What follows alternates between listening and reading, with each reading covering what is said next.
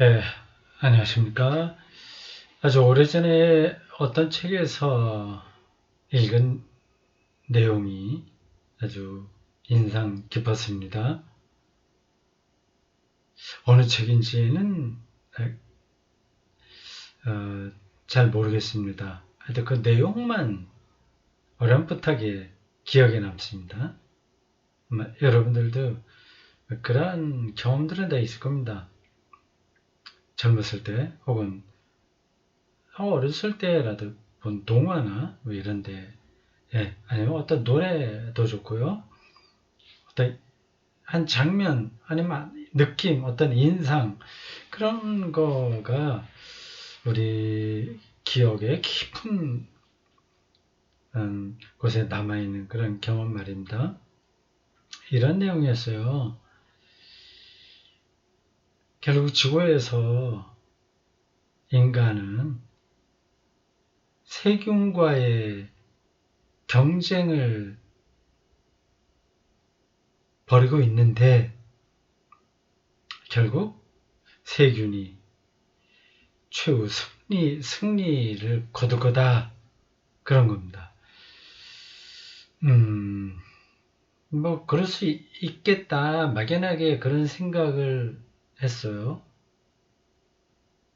세균이 없는 데가 없잖아요. 바이러스도 크게 보면 세균이라고 할 수 있습니다. 박테리아, 바이러스, 뭐 세부적으로 더 어떻게 나누는지 모르겠습니다만 그걸 총칭해서 세균이라고 할 수 있습니다. 아주 미세하기 때문에 우리 눈에 잘 띄지 않죠. 우리 몸속에도 세균이 많고, 이제 보통 그래서 뭐 좋은 세균과 나쁜 세균 뭐 이렇게 얘기하는데 그것도 인간 중심이죠. 우리 몸속에도 세균이 없으면 우리가 살질 못하죠. 우리 장에 적당한 양의 박테리아가 있어야 된다고 합니다. 그래, 빵을 만든다거나 포도주를 한다거나 음식에 발효되는 그 모든 것이 다 세균이에요. 우리가 이제 도움을 받기도 하는데 우리가 병드는 것도 사실은 다 세균입니다.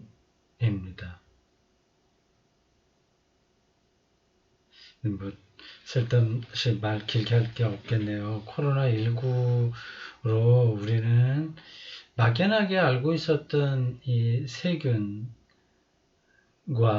관계가 이렇게 우리의 삶을 다 통째로 뒤흔들 수 있겠구나 하는 것을 실감하게 되는 거죠.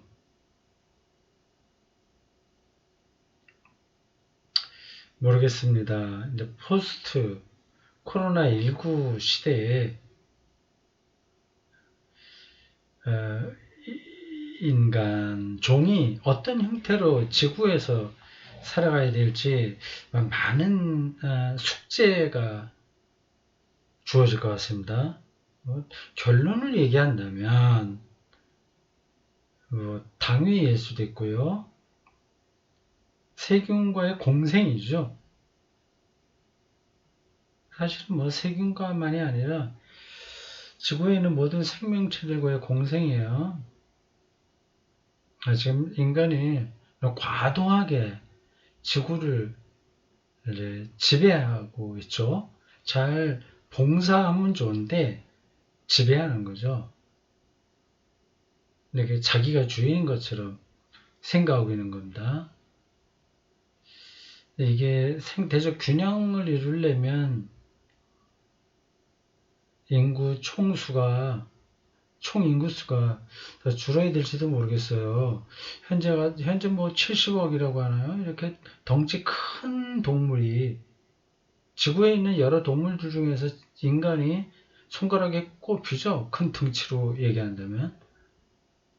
근데 이렇게 많은 숫자가 살고 있으니 많이 먹어야죠. 많이 배출해야죠. 또 인간은 특별히 문명생활을 한다고 해서 에너지를 과도하게 소비하죠. 지구로부터 어떤 거를 강탈하고 있지 않습니까? 이런 문제는 이미 철학자들이 진작부터 많이 경고한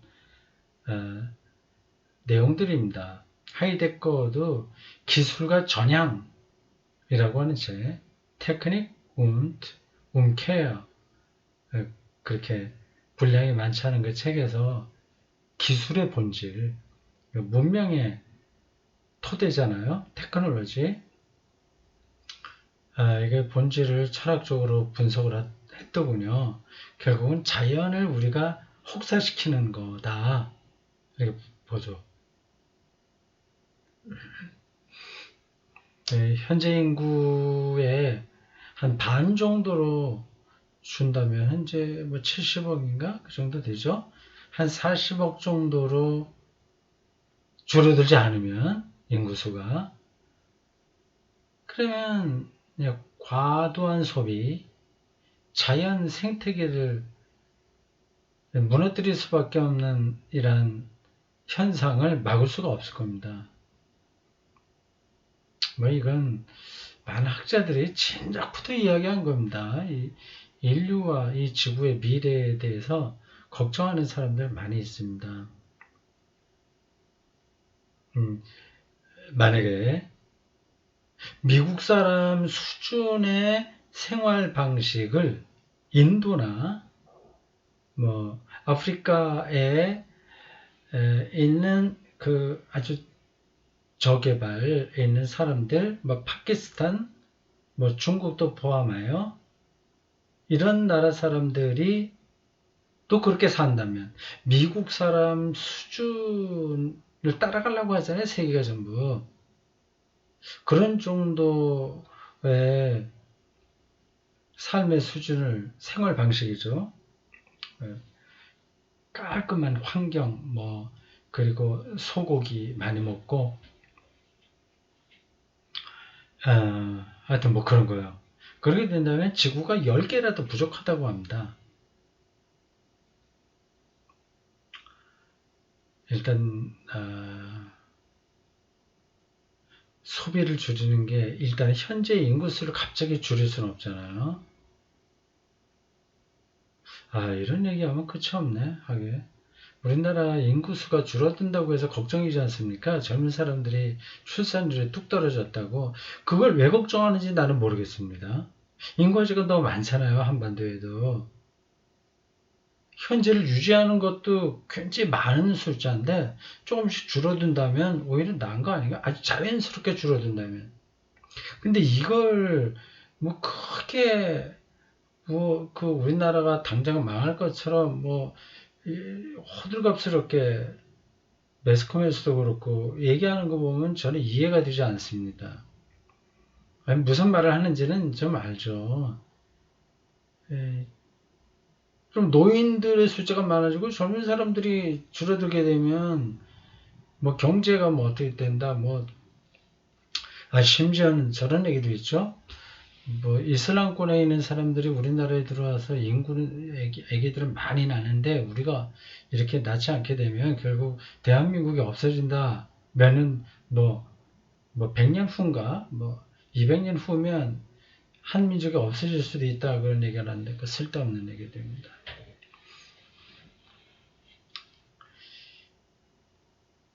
이 인구가 아직 지금도 우리나라에 많죠. 만약에 노인들이 많아지고 젊은 사람들이 줄어들어서 뭐 연금 이런 거에 고갈되고 한다면, 그러면 정년을 늘리면 되지 않습니까? 한 70살까지 갈 수 있도록 하면 노동할 수 있는 인구의 프로테이지는 유지가 되는 거 아니겠어요? 근데 왜 이걸 그렇게 심각한 문제로 얘기를 자꾸만 하는지 제가 잘 모르겠습니다. 이거 강독을 해야 되는데, 그 코로나19 사태 이후로 교회와 신학교 뭐 이런 사회 전체가 변하니까 어떻게 되나 그런 걸 생각을 하다가 뭐 얘기가 거기까지 나갔습니다.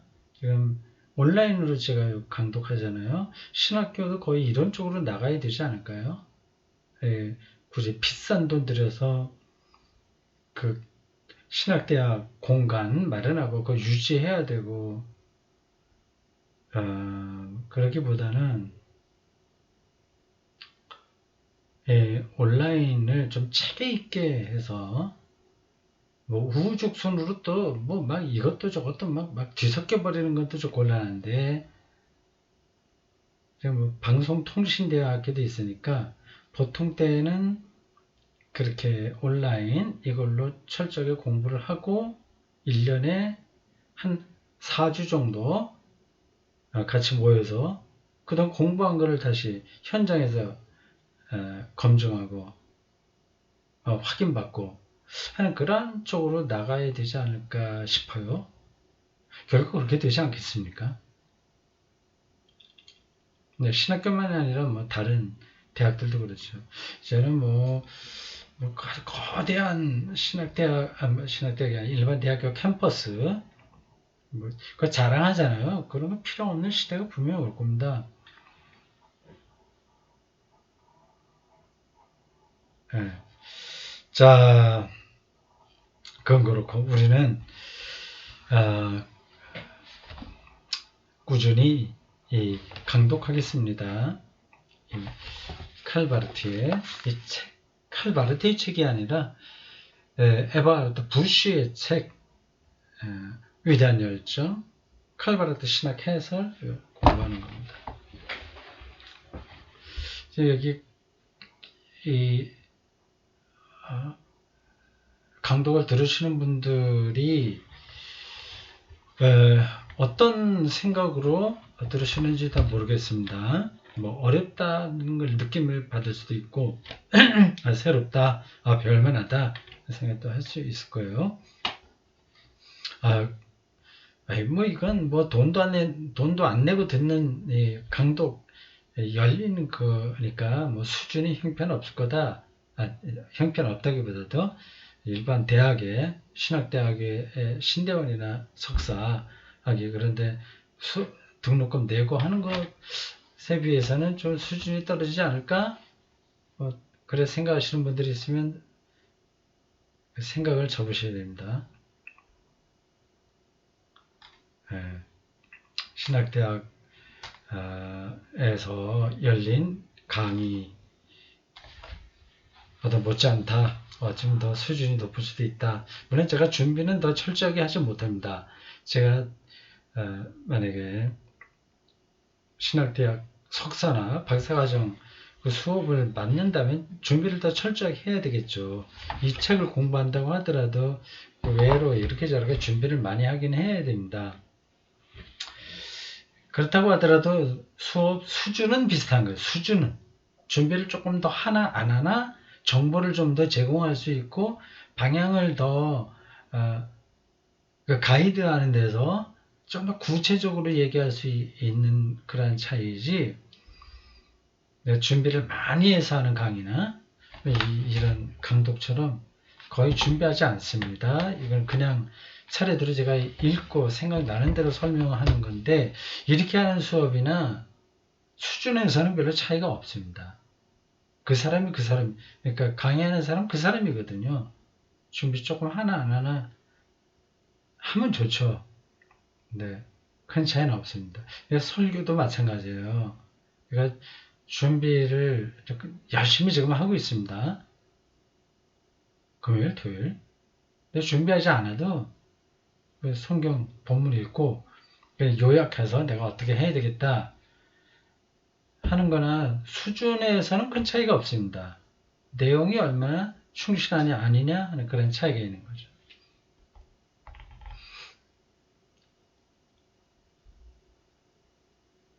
(128쪽) 오늘 강독 30강입니다. 밑에서 다섯째 줄 새롭게 시작하는 패러그래프입니다.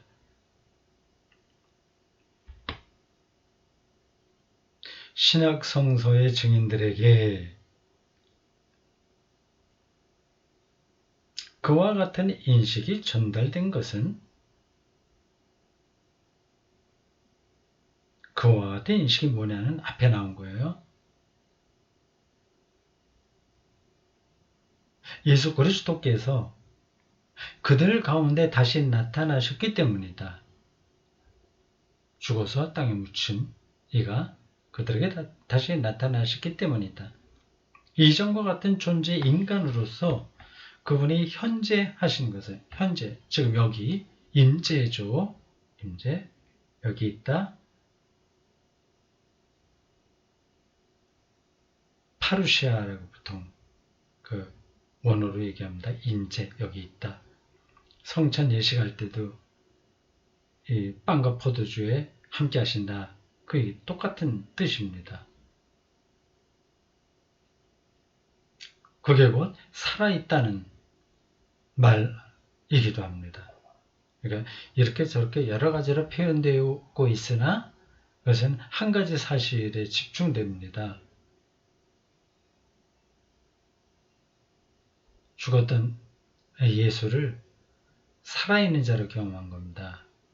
그게 생명 경험이고 하나님의 계시, 인식이라고 할 수 있어요. 이런 것들이 잘 정리가 안 되죠. 근데 그 하나하나 명제와 그 낱말 속에 많은 그 세계가 들어있어서 그렇습니다.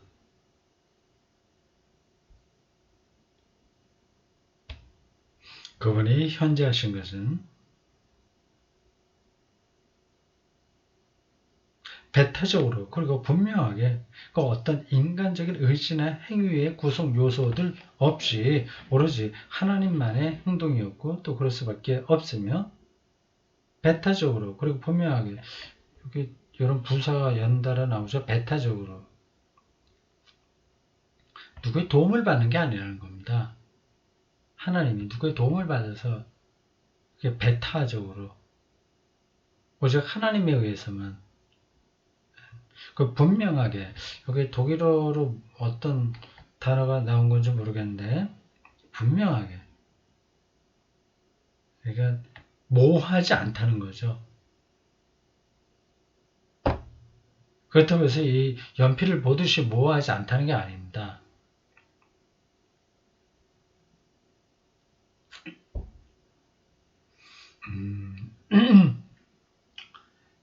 예, 이러한 신학책을 읽으려면 시적 감수성 이게 있어야 됩니다. 예. 이런 연필을 확인하듯이 하는 방식의 분명한 게 아니면서 분명한 게 과연 뭐냐 하는 거죠. 그것에 봉사하는 그 어떤 인간적인 증언의 도움도 없이 바로 그 인간 예수 안에 나타난 하나님의 자기 증언이다.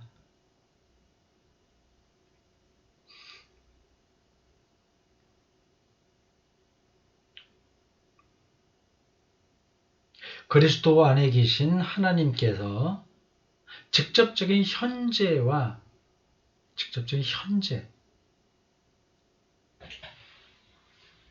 행동이라는 바로 그러한 파악될 수 없는 형태 안에서 그들에게 파악되셨다. 말이 참 어렵죠. 시예요, 시. 신학적인 시입니다. 파악될 수 없는 형태 안에서 그들에게 파악되셨다. 도대체 이게 무슨 말이에요? 참.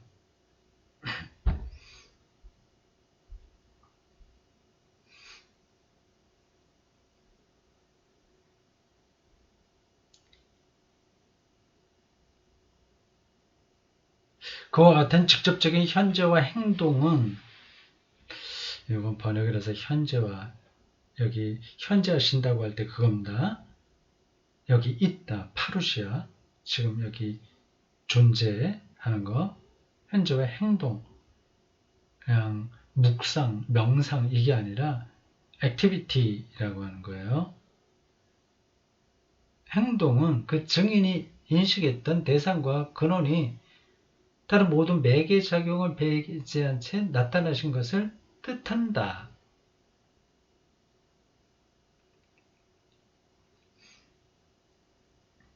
어떤 마술사가 나타나서 죽은 예수의 시체에 생기를 넣어서 불러일으키는 그런 일이 아니라는 겁니다. 그런 도움이 필요 없는 사건인 거죠. 도대체 그게 가능한가?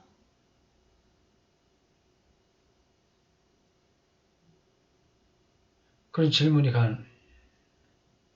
나올 수 있어요. 그래서 우리 생각을 완전히 뒤바꾸지 않으면 이런 건 말장난처럼 들립니다.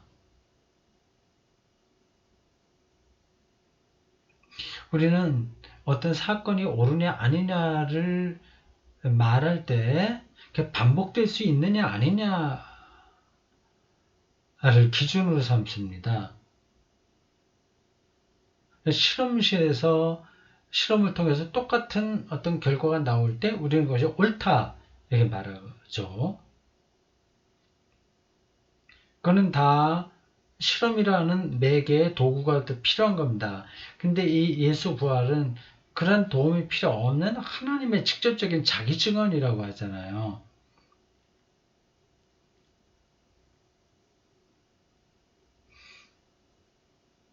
그러니까 그렇게 반복해서 실험될 수 있는 게 아니라 역사에서 유일회적으로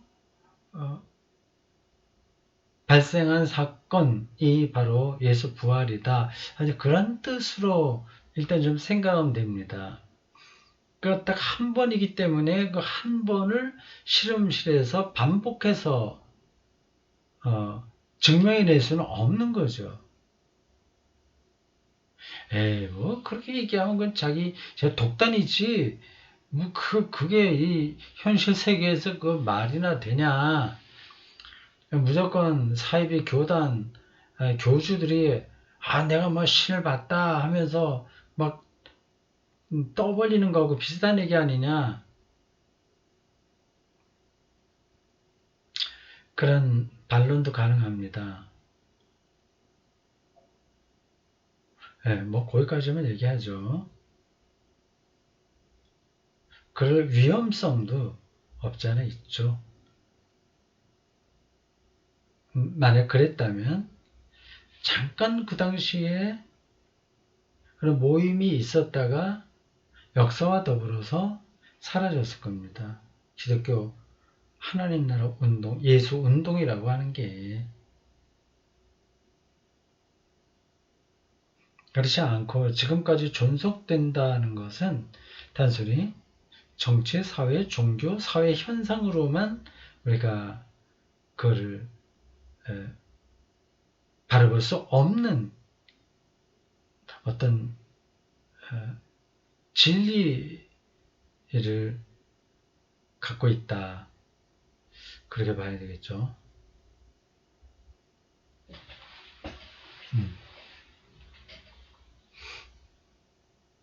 다른 모든 매개 작용을 배제한 채. 왜냐하면 죽은 이라고 말하는 사람은 누구라도 이전에 있었던 사람 또는 어떤 것이 더 이상 존재하지 않는다고 말하는 것이기 때문이다. 그렇죠. 이렇게 예수부활은 창조와 같은 사건이에요. 무에서 나온 거죠. 있는 데서 조금 모양을 바꾸는 게 아니라 또한 그는 경계선을 표시하는데 그 경계선의 저편에는 창조자 하나님 외에 그 누구도 그 무엇도 존재하지 않고 그곳에 만약 피조물이 있다고 한다면 그것은 오직 하나님으로부터 그리고 하나님을 위해서만 현존할 수 있다.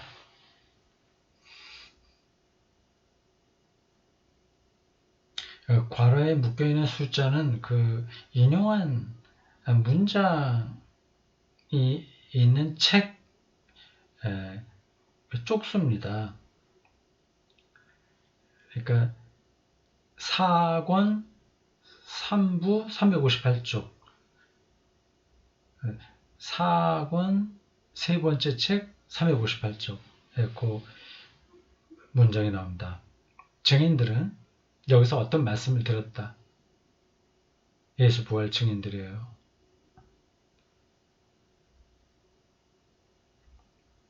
그 말씀은 절대적인 침묵으로부터 밖으로 전해진 말해진 것이며, 다시요.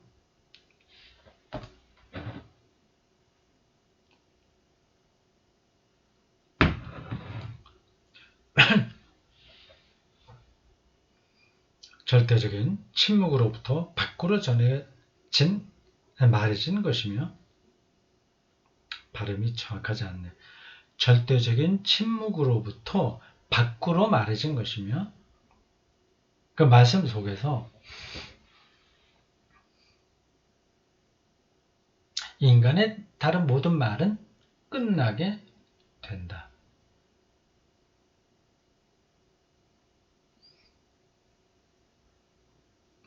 인간의 모든 다른 말은 사족에 불과하게 되죠.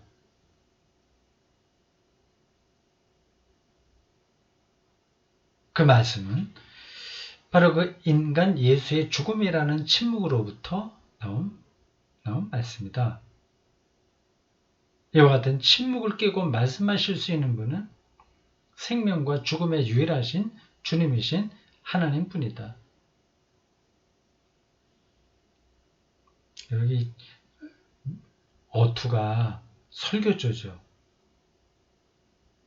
그러니까 이 바르트의 신학책은 이게 뭐 정말 신학을 얘기하는 거야, 설교야. 그게 헷갈릴 때가 있습니다. 정말 특이하게 그랬어요.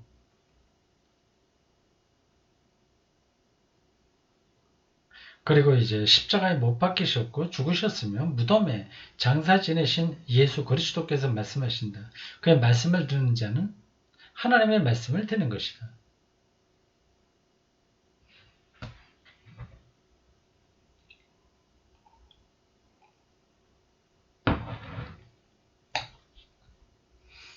여기서 하나님께서 인간이 들을 수 있도록 말씀하신다는 것, 이것은 순수한 은혜다. 첫 번째 이유는 그 말씀을 자기 자신의 힘으로 들을 수 있는 자는 바로 여기서는 존재하지 않기 때문이다. 저 한 분 예수 그리스도의 죽음 속에서 하나님은 그런 인간을 끝장내셨다.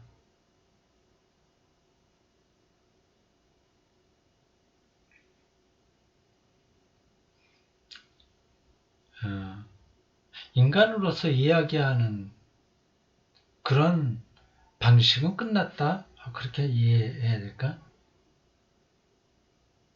그러나 하나님께서는 부활의 방식으로 말씀하심으로써 하나님의 말씀을 들을 수 있는 인간을 동시에 은혜로 다시 살리셨다. 은혜로. 아니 뭐 신학을 얘기하는데 자꾸 은혜라는 얘기를 해. 그러니까 설교 무슨 간증 뭐 그런 얘기 같네. 뭐 그렇게 생각할 수도 있어요. 근데 그러지 않습니다. 예, 은혜가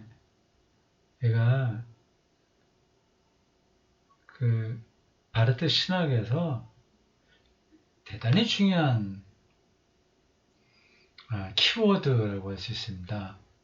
뭐 바르트만이 아니라 뭐 신학은 다 거기 있다고도 볼 수 있어요. 뭐 루터의 유명한 명제 중에 하나가 솔라 그라티아 아닙니까? 오직 은혜. 그 은혜로 다시 살리셨다는 이 말을 나이브하게 생각하면 안 되는 겁니다. 전 뭐 그러려니 뭐 그래 은혜롭다 뭐 좋은 게 좋다는 거겠지 뭐 모든 게 다 잘 되는 거겠지 잘 된다는 것이겠지 그 차원이 아닙니다. 아주 존재론적인 깊이가 있는 개념이에요. 그러니까 자기가 여기서 지금 존재한다. 그러면 다른 것들은 별로 중요하지 않죠? 내가 목사냐, 아니면 공장 노동자, 현장 노동자냐, 뭐 아침마다 쓰레기를 치우는 그런 사람이냐, 뭐 어떠냐, 그런 것들은 다 옷과 같은 거예요. 어떤 옷을 입느냐. 핵심은 그 사람 자체 아닙니까?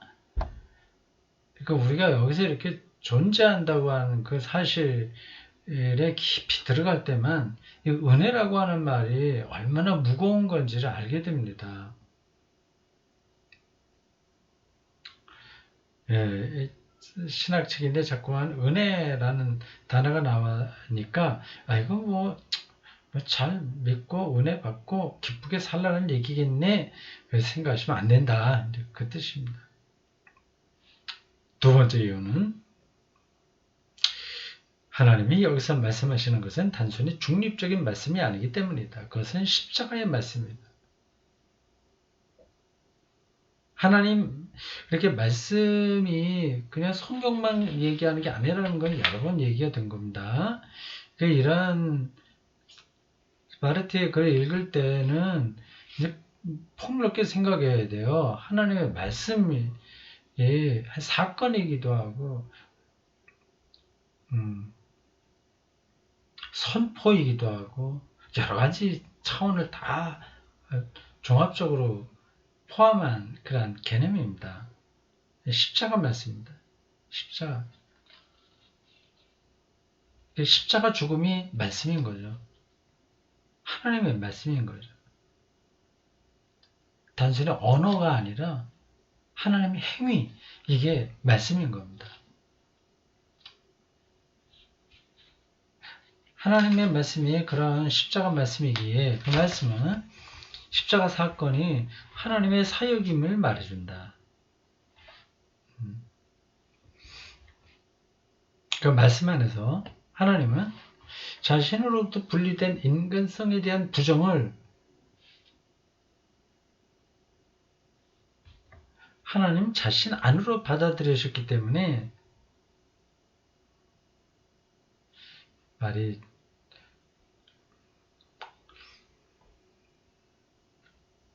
이게 좀 화가 안 들어오죠. 그러니까 예수는 인간이잖아요. 하나님의 아들로서 인간이 되셔 성육신이에요. 그게 이제 그가 십자가에 달렸다고 하는 것은 하나님의 인간성이 부정당한 거예요. 근데 그런 부정된 걸 받아들이셨기 때문에 그와 같은 사역으로서의 하나님의 말씀은 인간에 대한 하나님의 무조건적인 긍정의 말씀입니다. 독일어로 야보르트 이렇게 괄호 안에 넣었군요. 이건 yes예요. 보르트, word, 말, 단어예요. 영어로 하자면 yes word예요. 우리 영어하고 독일어하고 그런 차이가 있습니다. 영어로 yes word 하면 좀 느낌이 잘 안 오죠. 근데 독일어로는 확 와닿습니다. 야보르트. 무조건적인 긍정의 말씀. 큰 긍정. 저도 종종 얘기하는 큰 긍정. 인간의 배신과 부정까지 다 끌어안는 하나님이시니 이제 악까지 품는다 이렇게 얘기할 수 있겠죠. 야보르트. 이 바르트 글에는 이러한 표현들이 종종 나옵니다. 근데 거기에는 아주 단순한 낱말인데 신학적인 함의가 커요. 네, 이러한 책을 읽고 그러한 큰 신학적인 함의를 배워야죠.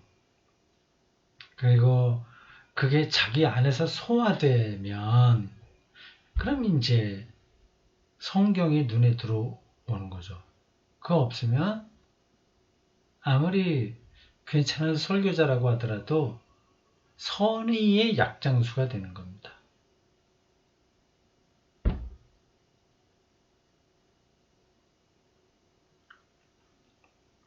그것은 평화조약을 체결하는 말씀이며 그 체결 속에서 하나님은 자신과 인간 사이에 맺은 계약을 저쪽에게나 이쪽에게나 모두 성취하셨고 그리고 인간 안에서 모든 피조물을 무의쇄도로 인한 위험에 빠지지 않도록 막으셨으며 그들을 하나님 자신의 영원한 생명에 참여하도록 구원하셨다. 자, 됐고 두 번째까지. 세 번째 이유는 여기서 오직 하나님만이 배타적으로 말씀하시며 그분의 은혜로운 긍정의 말씀은 야보르트예요. 어떤 하나의 말씀이 아니라 유일무이한 말씀이기 때문이다. 유일무이한 말씀, 유일무이한 계시, 유일무이한 구원 이렇게 말할 수 있죠. 다음에 긴 문장이 인용됐습니다. 읽겠습니다. 저 행동 속에서 하나님은 자기 자신을, 다시 말해 하나님 자신의 가장 내적인 것, 자신의 마음, 자신의 신적 위격, 자신의 신적 본질을 있는 그대로의 하나님 자신으로 확정하셨다. 예수 사건에. 그렇게 행동하시는 분으로서 하나님은 모든 일반적인 신들, 곧 인간이 고안하고 기획한 신상 및 신개념들로부터 온 어떤 하나님 개념, 그런 하나의 이데아가 되는 거죠.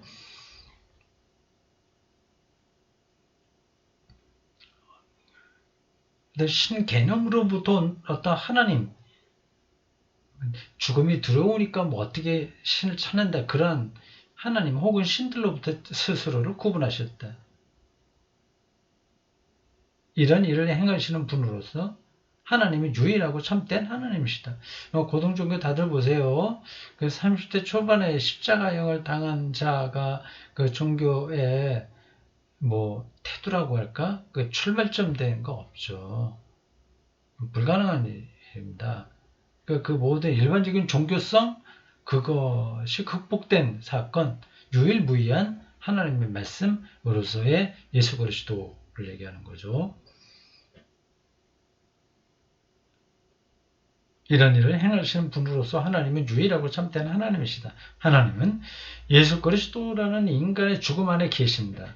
그렇게 하나님은 자신의 사역 안에서, 그리고 그 사역과 함께 자기 자신을, 신적 위격을, 신적 본질을, 세 가지요. 자기 자신, 신적 위격, 신적 본질. 하나하나도 다 의미가 있는 건데 넘어가요. 계시하신다, 나타내신다. 이러한 사역을 계시하기 위해서는 나아가 자기 자신, 자기 위격, 삼위일체를 전제하는 겁니다. 자기 자신, 신적 위격, 신적 본질을 계시하기 위해서는 하나님 자신이 필요하다. 자, 오늘 여기까지 했습니다.